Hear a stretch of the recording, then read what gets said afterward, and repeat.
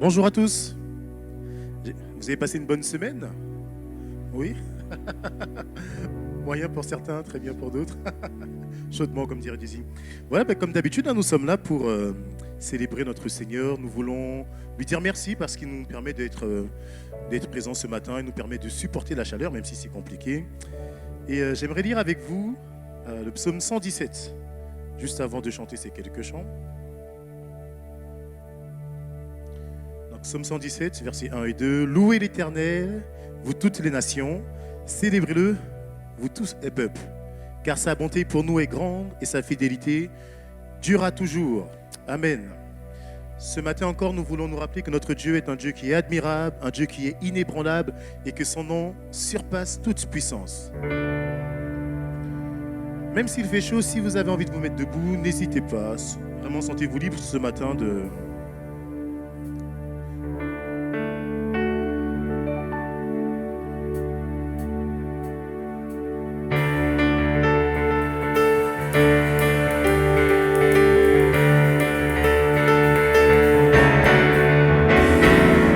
Transforme l'eau en vin, guéris l'aveugle par ta main, nul n'est comme toi,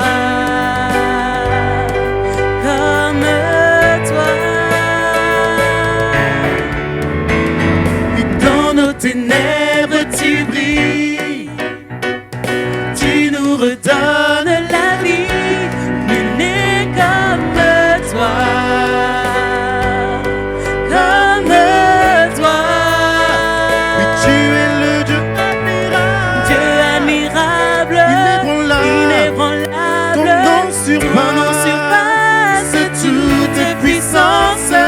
Dieu de miracles, incomparable,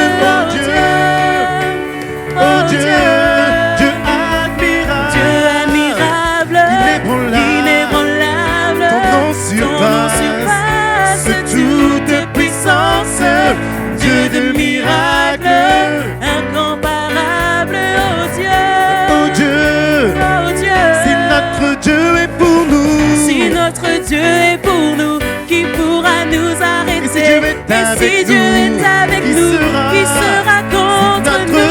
Si notre Dieu est pour nous, qui pourra nous arrêter? Et si Dieu est avec nous, qui sera contre nous?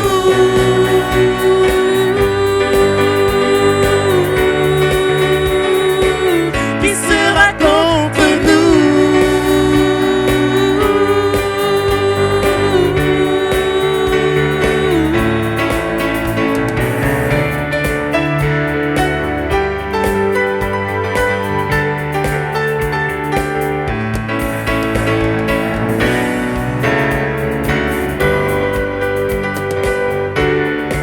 Nul n'est comme toi, Jéhovah. Nul n'est comme toi, Jéhovah. Nul n'est comme toi, Jéhovah. Nul n'est comme toi. Nul n'est comme toi, Jéhovah. Nul n'est comme toi, Jéhovah. Nul n'est comme toi, Jéhovah. Nul n'est comme toi, Jéhovah. Nul n'est comme toi, Jéhovah. Nul n'est comme toi, Jéhovah. Nul n'est comme toi, Jéhovah. Voici il vient au son de la trompette, chevauchant les nuées, brillant comme le soleil. Élève ta voix, c'est l'année du jubilé, et du mont Sion vient le salut. Voici il vient au son de la trompette, chevauchant les nuées, brillant comme le soleil. Élève ta voix, c'est l'année du jubilé, et du mont Sion vient le salut.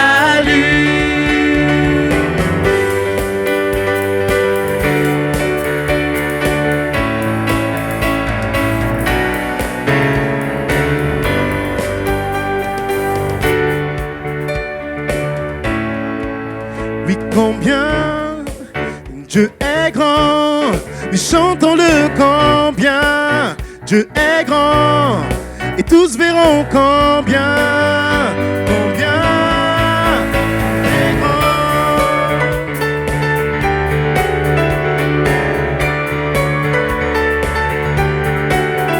Combien Dieu est grand, Oui, chantons chantons-le combien Dieu est grand, et tous verront combien Dieu est grand.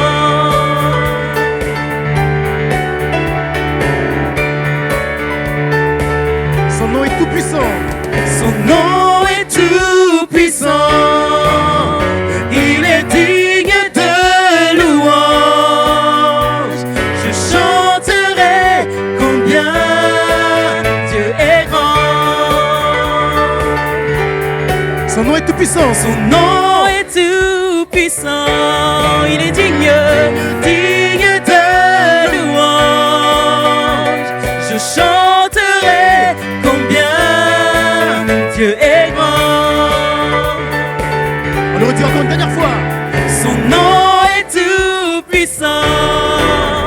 Il est digne de louange. Je chanterai combien. Je chanterai. Je chanterai combien. Je chanterai. Je chanterai combien. Je chanterai.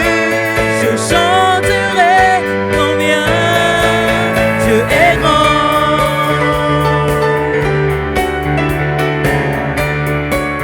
Voici il vient. Voici il vient au son de la trompette, chevauchant les nuées, brillant comme le soleil. Élève ta voix, c'est l'année du jubilé, et du mont Sion vient le salut. Voici il vient au son de la trompette, chevauchant les nuées, brillant comme le soleil. Élève ta voix, c'est l'année du jubilé, et du mont Sion vient le salut. Voici il vient. Voici il vient au son de la trompette, chevauchant les nuées, brillant comme le soleil. Élève ta voix, c'est l'année du jubilé, et du mont Sion vient le salut. Celui qui est, qui était et qui vient. Celui qui est, qui était et qui vient. Celui qui est, qui était et qui vient. Oui, Seigneur, est celui qui est. Celui qui est. Tu es celui qui était. Qui était et qui vient. C'est lui qui est. Celui qui est, qui était et qui vient. Celui qui est, qui était et qui vient.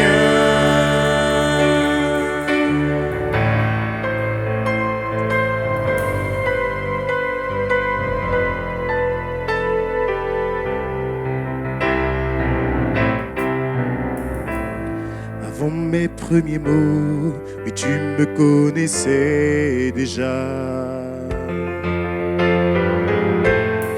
Oui, tu es si bon envers moi. Avant mon premier souffle, tu mis ta vie en moi. Oui, tu es si tendre vers moi. Oui, oh, l'amour renversant, extravagant, infini de Dieu. Sans faiblir, il me cherche, il me poursuit, me ramène à lui. Je suis sorti sans mérite, mais pour moi tu t'es livré. Oh, l'amour renversant, extravagant, infini.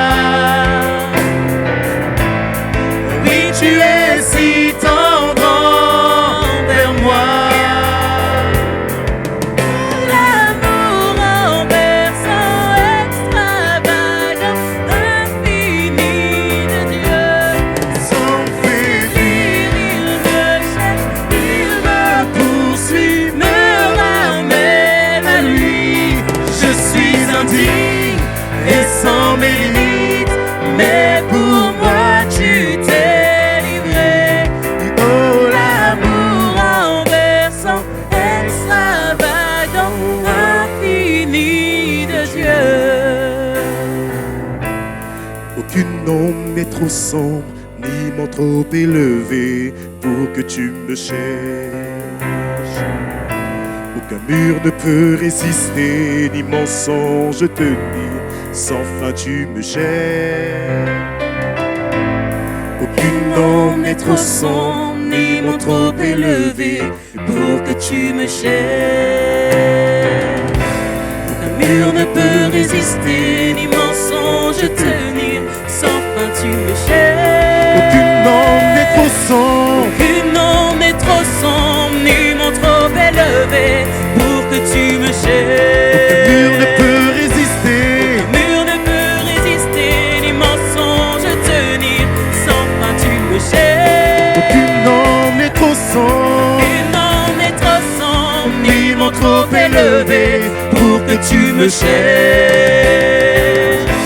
Aucun mur ne peut résister, ni mensonge tenir, sans fin tu me cherches. Oh, l'amour renversant, Extravagant, infini de Dieu, sans faiblir. il me cherche, il me poursuit, me ramène à lui. Je suis indigne et sans mérite, mais pour moi tu t'es livré. L'amour renversant, extravagant, infini de Dieu. Oh, l'amour renversant, extravagant, infini de Dieu. Et sans faiblir, il me cherche, il me poursuit, me ramène. Ramène à lui. Je suis indigne et sans mérite, mais pour moi tu t'es Je suis livré. indigne. Je suis indigne et sans mérite, mais pour moi tu t'es livré. Je suis indigne. Je suis indigne et sans mérite, Mais pour moi tu t'es livré. Oh, l'amour renversant, extravagant, infini de de Dieu. Dieu.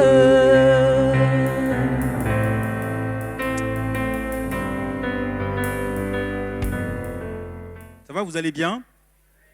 Vous êtes ceux qui avaient réussi à braver la chaleur pour être là ce matin. C'est vrai que voilà, il fait très très chaud et il va faire encore plus chaud. Et on va peut-être faire rapidement, ne pas rester trop longtemps. Mais c'est avec un grand plaisir que je vous retrouve encore ce matin pour pouvoir partager ce moment fraternel ensemble. C'est bien, on est là quand il fait chaud, on est là quand il fait froid, pour aussi dire au Seigneur que nous l'aimons par-dessus toutes choses et que nous aimons aussi nos frères et sœurs. Amen. Je voudrais vous inviter ensemble à lire dans la parole du Seigneur, dans le livre de Jean, chapitre 13.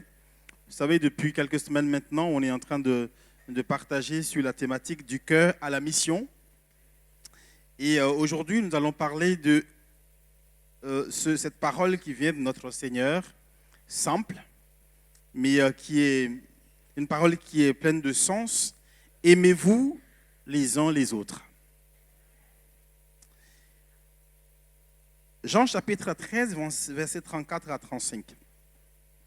Je vous donne un commandement nouveau, aimez-vous les uns les autres, comme je vous ai aimé.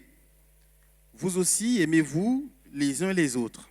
À ceci, tous connaîtront que vous êtes mes disciples, si vous avez de l'amour les uns pour les autres. Amen. Je pense que de temps en temps, il est utile que nous puissions nous poser la question, est-ce que nous nous aimons les uns les autres? Est-ce que j'aime mes frères et sœurs? Alors, se poser la question, ce n'est pas se culpabiliser, mais peut-être c'est pouvoir aussi reconnaître que nous avons de la marge. Amen. Et que nous avons des progrès à faire. Ne pas se poser la question, c'est simplement penser parfois qu'on est déjà arrivé. Et vous savez, dans le domaine de l'amour, nous avons tous des progrès à faire. Vous êtes d'accord avec moi? D'autant plus que nous vivons dans une époque, dans un monde où les relations humaines sont très fragiles. Que ce soit des relations de couple, que ce soit des relations professionnelles, que ce soit des relations de famille, malheureusement, on vit dans un monde où les relations sont de plus en plus fragiles. Les familles se divisent, les amis se brisent, les conflits parfois se multiplient et on ne sait pas toujours comment arriver à bout de ces conflits-là. Mais ce que Jésus veut, c'est que nous puissions marcher de manière contraire à ce que fait notre monde. Jésus veut que l'Église soit différente. Amen. Il veut que les frères et sœurs soient différents, qu'ils puissent s'aimer les uns les autres. Et c'est pour ça, la veille de sa crucifixion, alors qu'il va quitter ses disciples, il leur rappelle cette vérité fondamentale. Et ce n'est pas simplement un rappel, il fait une recommandation. Il leur demande qu'il veut leur laisser il leur dit qu'il va leur laisser un héritage qui est un héritage important. Il faut qu'ils s'aiment les uns les autres.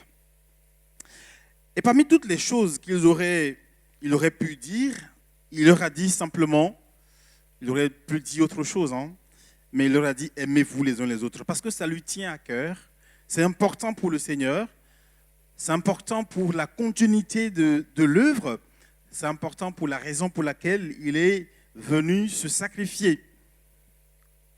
On pourrait se demander pourquoi ce commandement est aussi important. Parce que l'amour, c'est la preuve d'un cœur qui a été transformé. Amen. Parce que l'amour permet à l'Église aussi de pouvoir préserver son unité. Un autre sujet aussi cher au cœur de notre Seigneur, il veut que l'Église puisse préserver son unité. Et parce que l'amour rend Jésus visible. Par notre acte d'amour, par notre comportement, par notre manière de pouvoir manifester l'amour les uns aux autres, les uns avec les autres, alors nous rendons Jésus visible aux yeux du monde. Ça veut dire que si nous ne nous aimons pas les uns les autres, bien évidemment, nous ne pouvons pas rendre Jésus visible. Nous allons prêcher un message qui sera inaudible parce que notre comportement traduirait le contraire. Amen. Et la première chose que je voudrais voir avec vous, qu'on retrouve dans ce verset que nous avons lu, dans ces deux versets que nous avons lus, Jésus nous donne un indicateur, une référence pour que nous puissions aimer. Aimer comme Christ nous a aimés. Comme je vous ai aimé, aimez-vous les uns les autres. Et cela montre que le modèle de notre amour n'est pas notre culture. Ce n'est pas notre éducation, aussi bonne qu'elle soit. Le modèle de notre amour, ce n'est pas notre caractère. Le modèle de notre amour, c'est Jésus. Aimez comme je vous ai aimé. Cette comparaison, elle est très importante. Ça veut dire, même si je considère que j'aime les gens, parce que, vous savez, humainement parlant, on regarde très vite dans son cœur, on dit, j'ai pas de haine contre quelqu'un, je ne méprise personne. Et donc, je suppose et je considère que j'aime les gens. Une fois, j'étais à une discussion avec une personne qui souhaitait passer par les eaux de baptême et elle m'expliquait que, franchement, moi, quand je me vois, je pense que le baptême, ce sera juste une formalité, parce que je fais déjà naturellement ce que le Seigneur demande. Je lui dis oui, selon le critère des humains. Si tu regardes selon le critère des hommes et des femmes, bien évidemment, on peut se voir qu'on est peut-être meilleur sur le plan moral, n'est-ce pas? Qu'on ne visite pas les endroits que nos copains visitent. On ne va pas peut-être là où on va faire des choses qui vont nous détruire, bien évidemment. Mais ça, c'est selon les critères humains, mais selon le critère de Dieu, selon les conditions de Dieu, nous sommes pécheurs. Ça, c'était une parenthèse. pour revenir, c'est que Jésus veut que nous puissions aimer les autres, mais pas à notre manière. Il veut que nous puissions aimer les autres comme lui nous a aimés. Amen. Il ne nous demande pas d'aimer les gens comme notre pasteur aime les gens. On va dire, bah oui, c'est comme ça qu'il aime les gens, moi aussi je vais aimer. Non, il ne nous demande pas d'aimer les gens comme nos parents aiment les gens. Il ne nous demande pas d'aimer nos frères et sœurs comme quelqu'un, peut-être qui est une référence pour nous, aime nos frères et sœurs. Il veut que nous puissions nous aimer comme Christ nous a aimés. Comment est-ce que Christ nous a aimés? C'est là toute la question. Il nous a aimés en étant, d'abord, la première condition, il était celui qui a pris l'initiative de nous aimer. Avant même que nous ne devenions chrétiens, il nous aimait déjà. En Jean, chapitre 4, verset 19, dit « Nous l'aimons parce qu'il nous a aimés le premier ». C'est lui qui est à l'initiative de l'amour. C'est lui qui a décidé de nous aimer. Et j'aime bien cette expression, peut-être que vous m'avez déjà entendu le dire plusieurs fois, Dieu a décidé de nous aimer. Amen. Et donc, aimer nos frères et sœurs, bien aimer dans le Seigneur, c'est une décision. Si nous voulons aimer comme le Seigneur a aimé, c'est aussi à nous de prendre l'initiative de l'amour. Vous vous rappelez de Zachée? Alors que tout le monde, il était rejeté en quelque sorte à cause de sa situation, mais le Seigneur l'aimait. Et alors qu'il criait, il faisait appel au Seigneur, le Seigneur a dit « Laissez-le venir à moi parce que je l'aime ». Il l'appelle par son nom. Il prend l'initiative de l'amour. Et je voudrais, bien aimé dans le Seigneur, que nous puissions comprendre. Peut-être qu'une question que nous pouvons nous poser, dans combien de situations nous attendons simplement que ce soit l'autre qui fasse le premier pas. Parce que nous estimons que nous n'avons rien fait de mal. Hein? On attend que ce soit lui qui fasse le premier pas. On attend que ce soit lui qui manifeste l'amour. J'en ai déjà montré trop à son endroit. Je veux que ce soit lui qui manifeste l'amour. Mais ce n'est pas ce que le Seigneur a fait à notre endroit. Amen. Il nous a aimés le premier. Il a déjà commencé par prendre soin de nous avant même que nous ne puissions ouvrir les yeux et que nous ne découvrions son amour. L'amour de Christ nous pousse à prendre des initiatives de réconciliation, des initiatives de paix. Il faut que, sur ce premier point, ce que je voudrais que nous puissions retenir, c'est que si nous voulons aimer comme Christ aime, et que nous ne voulons pas aimer comme les gens aiment, comme simplement notre entourage aime, nous devons être à l'initiative de l'amour. Amen. Merci. Deuxième chose aussi qui ressemble à l'amour de notre Seigneur, en tout cas de ce que Jésus a fait, c'est qu'il nous aime malgré nos imperfections.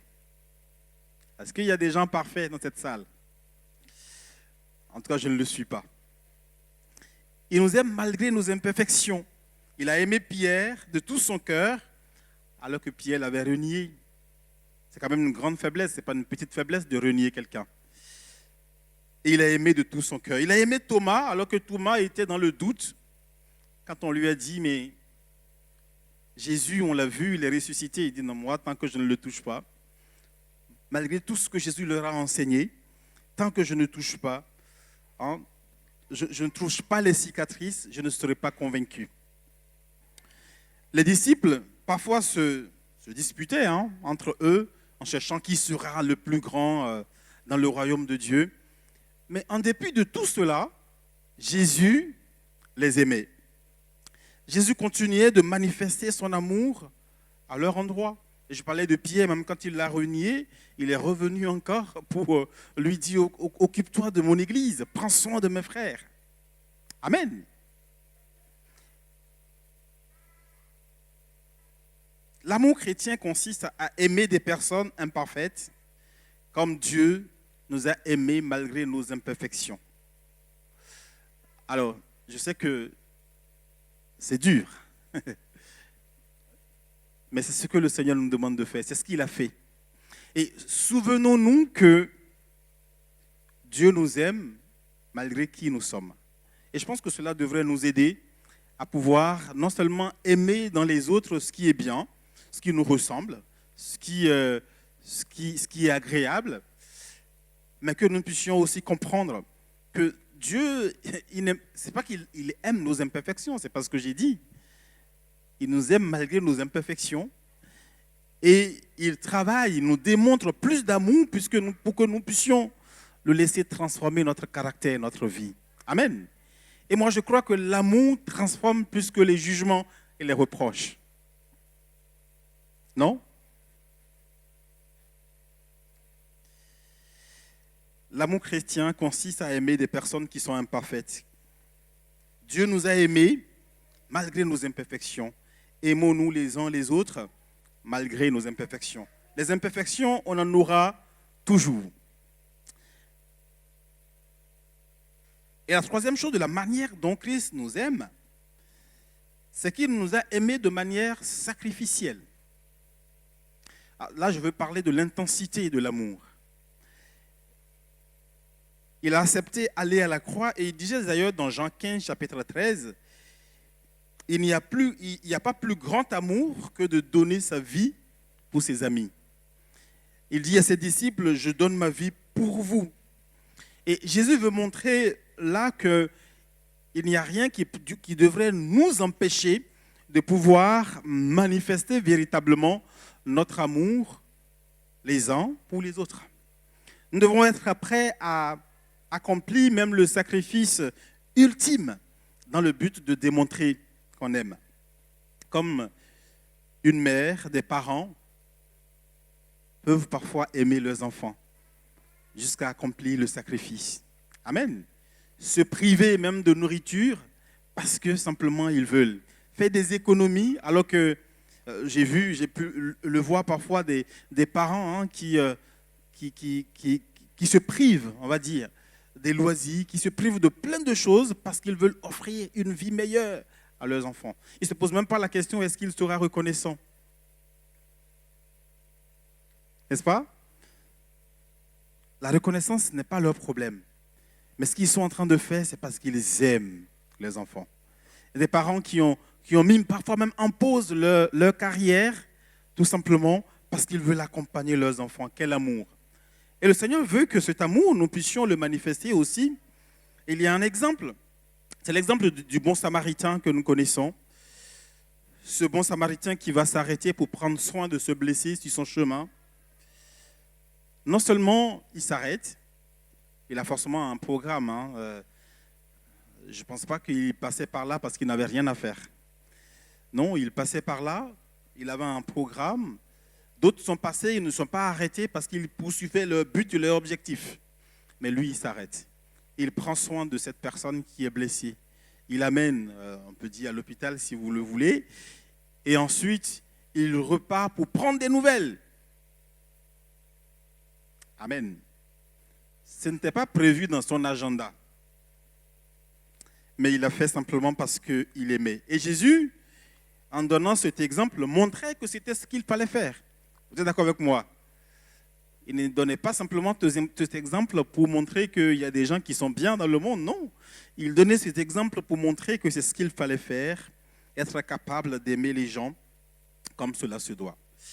Et donc, pour résumer ce premier point, le Seigneur veut effectivement que nous puissions aimer, mais aimer comme lui, il aime. Amen. En étant à l'initiative de l'amour, en étant de ceux qui aiment les autres avec et malgré leur imperfection, et en étant de ceux qui mettent de l'intensité dans l'amour. Est-ce que votre amour pour les frères et sœurs est encore intense? Et c'est vrai que de plus en plus, parfois, quand tu parles avec des frères et sœurs, ils te parlent beaucoup des difficultés qu'ils ont pu vivre. Que ce soit dans une église, que ce soit avec un frère, que ce soit avec une sœur. Mais ce faisant, ils oublient aussi l'amour qu'ils ont pu aussi vivre. Amen.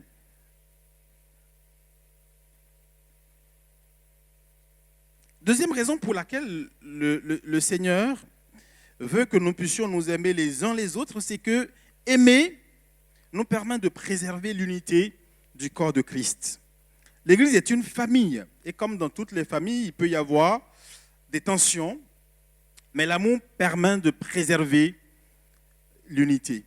Vous savez, s'il n'y a pas l'amour dans les familles, c'est sûr qu'il n'y aurait pas de famille dans le monde. Dans les familles, on s'offense, on se blesse, parfois, peut-être toujours, beaucoup plus de fois en tout cas qu'on aurait souhaité. Mais l'amour permet de couvrir une multitude d'offenses, nous déclare la parole de Dieu. Proverbe 10, verset 12, la haine excite des querelles, mais l'amour couvre une multitude de fautes. Amen. Alors, il ne s'agit pas de couvrir des mauvaises choses, non, mais il s'agit de pouvoir montrer, comme je le disais tout à l'heure, que par amour, on peut transformer. On n'a pas pour objectif, en fait, de ridiculiser quelqu'un, de mépriser quelqu'un, de jeter une personne en pâture. Mais on a pour objectif de dire qu'en cette personne, il y a de très bonnes choses et il y a aussi des choses à améliorer, comme vous d'ailleurs. Je dirais comme toi. Amen. Je sais qu'en moi, il y a tellement encore de choses à améliorer si je me compare à l'amour de Christ. L'amour cherche à restaurer plutôt qu'à exposer. L'amour qui expose, humilie. L'amour qui expose, pardon.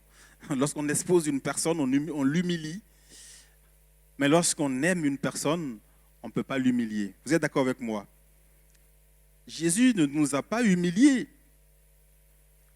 Si le Seigneur devrait nous humilier, peut-être qu'en plein dimanche matin comme ça, alors que vous êtes assis et vous m'écoutez, vous allez entendre des voix du ciel nous dire ce que vous avez fait hier, même ce que vous avez fait ce matin, en appelant quelqu'un par son prénom. Victor, je rigole. Agnès, je ne sais pas. Il n'y a pas d'Agnès dans la salle, comme ça je ne fais pas trop d'ennemis.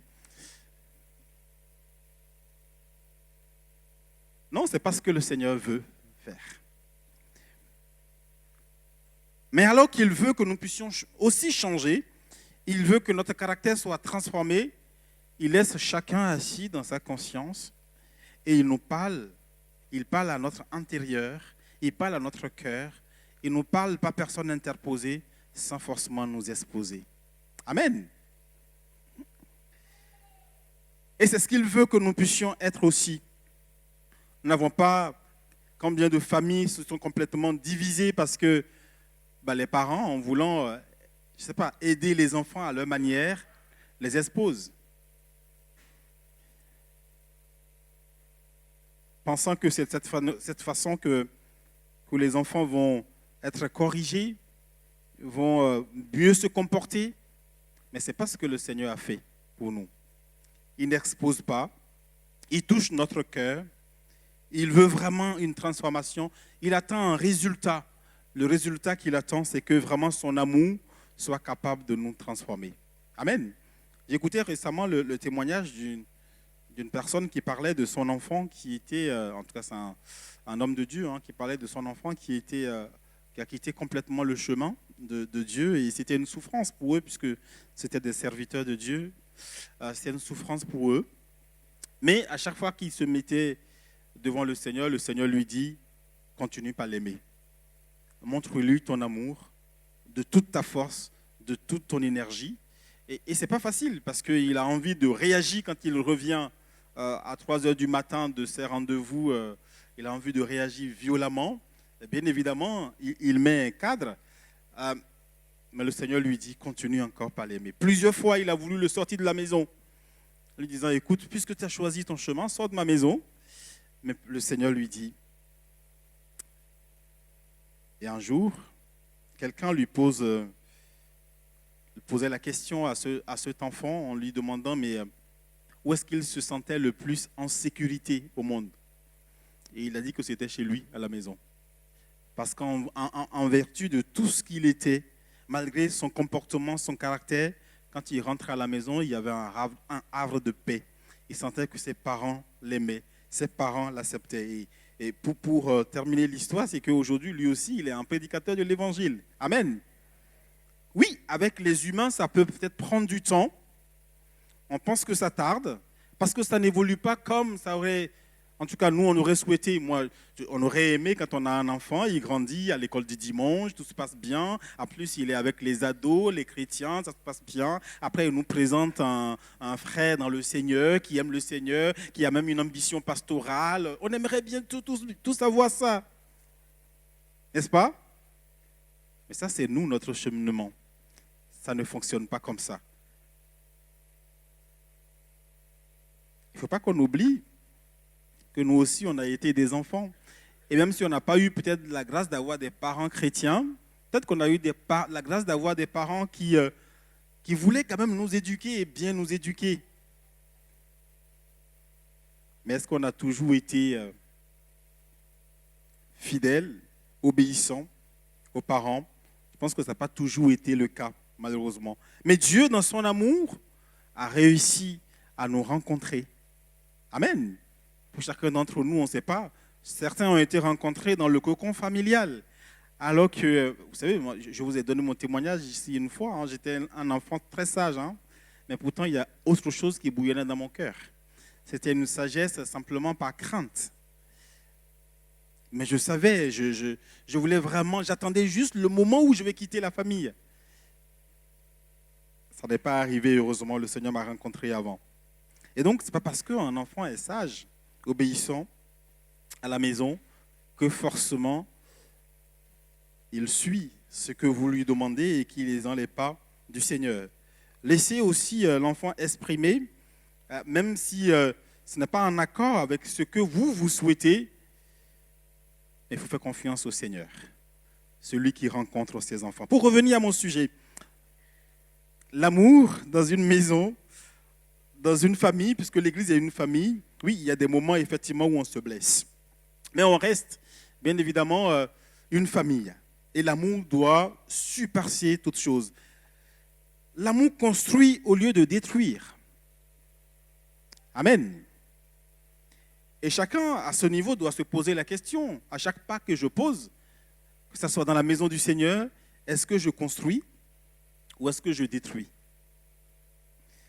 J'ai l'habitude de dire qu'on n'a pas besoin d'aider Dieu. Est-ce que vous êtes d'accord avec moi? Ah oui, je vois telle chose qui ne fonctionne pas, il faut que je réagisse, c'est pour ça que le Seigneur m'a mis là.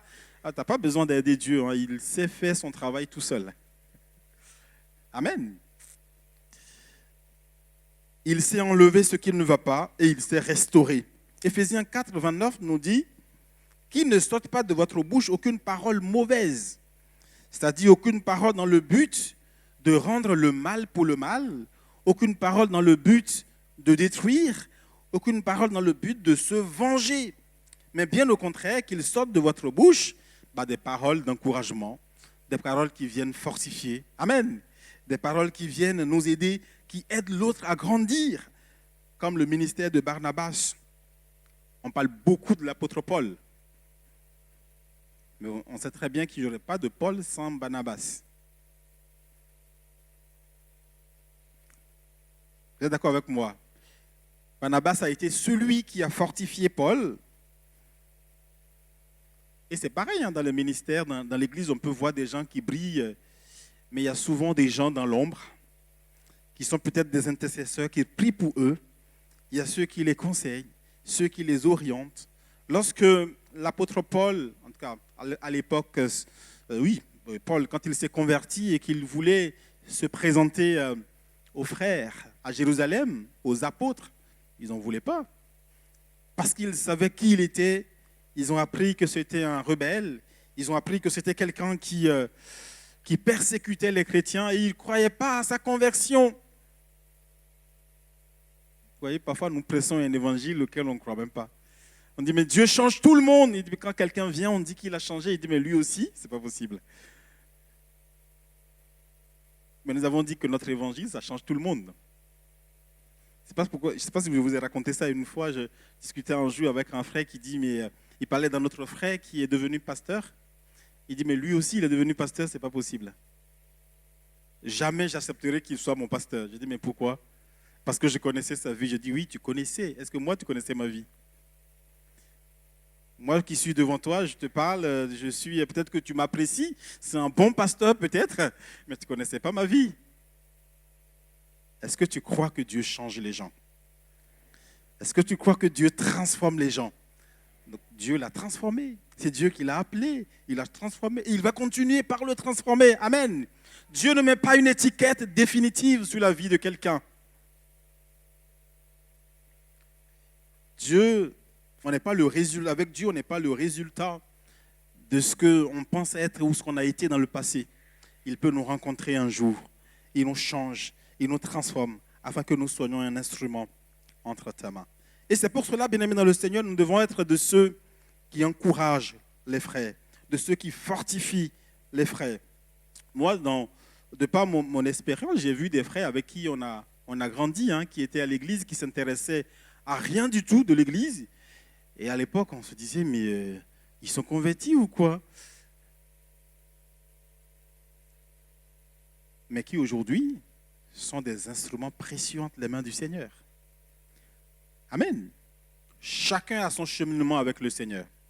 Et nous n'avons pas besoin de juger là-dessus. Je veux terminer en disant que aimer,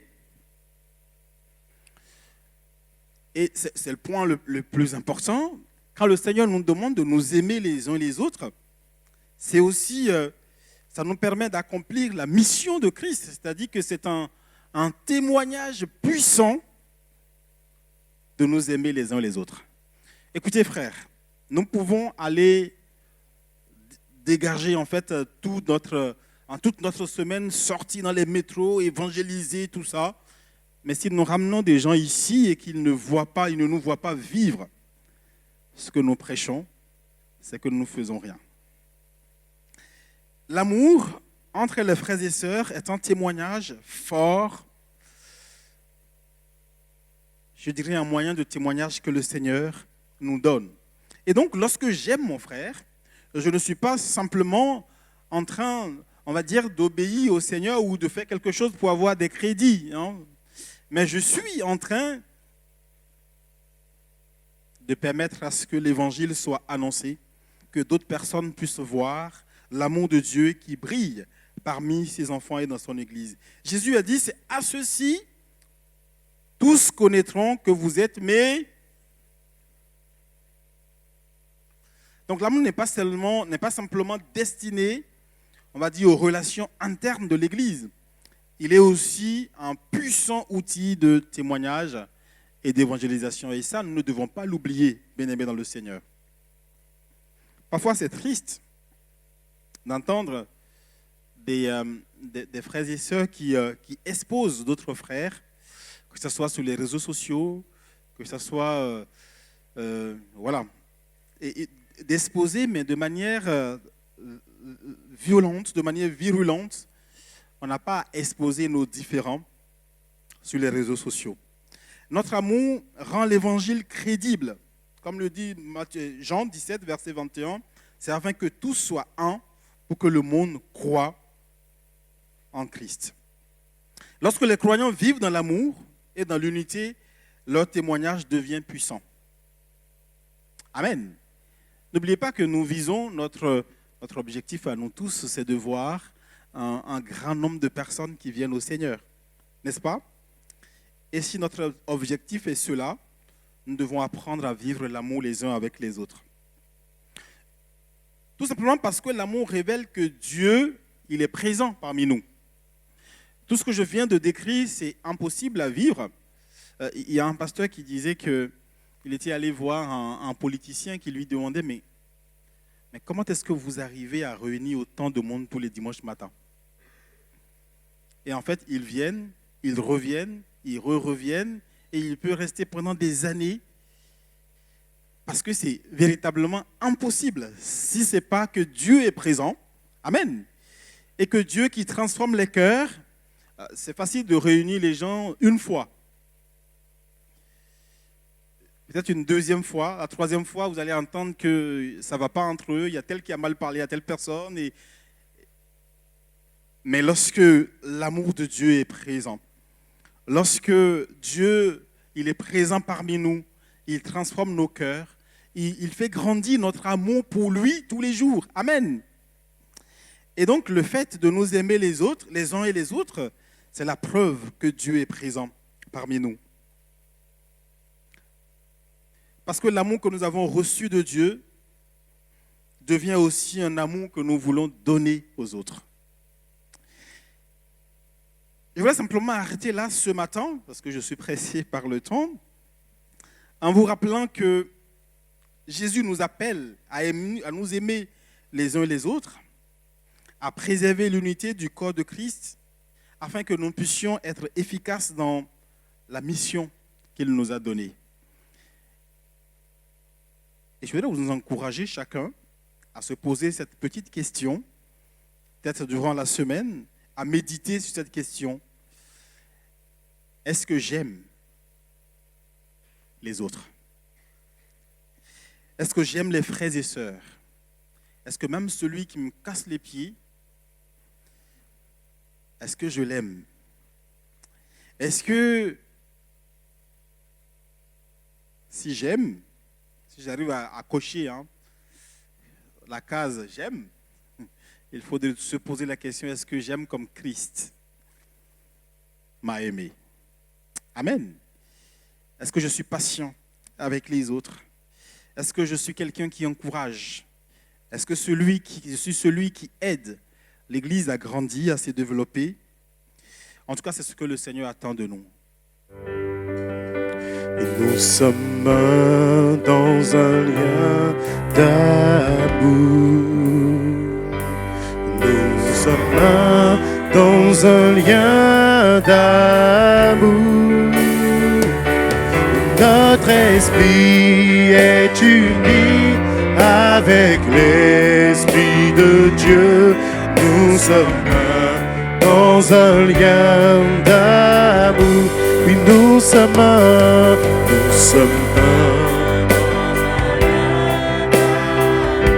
Oui, nous sommes un.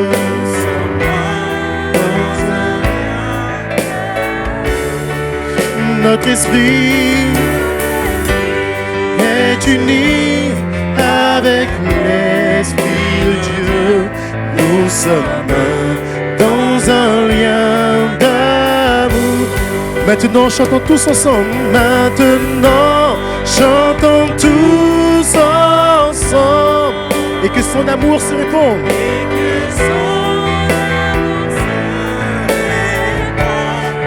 Tenons-nous par la main et le monde verra que nous sommes dans un lien d'amour. Maintenant, chantons tous ensemble et que son amour se répand. Et tenons-nous par la main.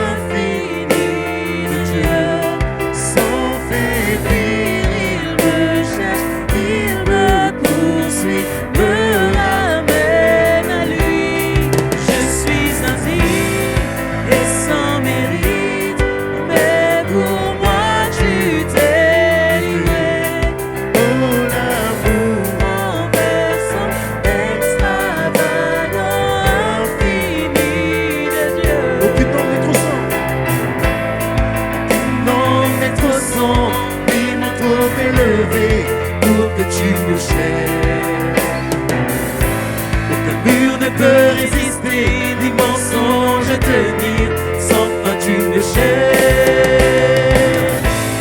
Aucun nom n'est trop sombre, ni mon trop élevé, pour que tu me cherches.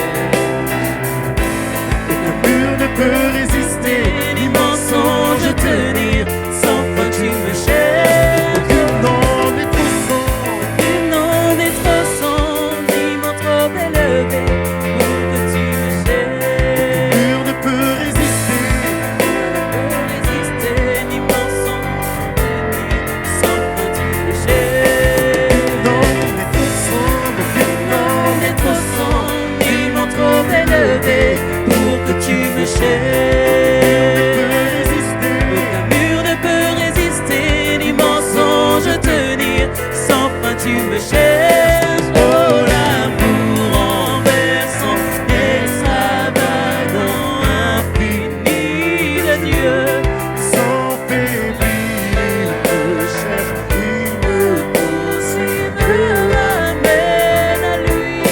Je suis indigne et sans mérite, mais pour moi tu t'es Je livré. suis indigne. Je suis indigne et sans mérite, mais pour moi tu t'es livré.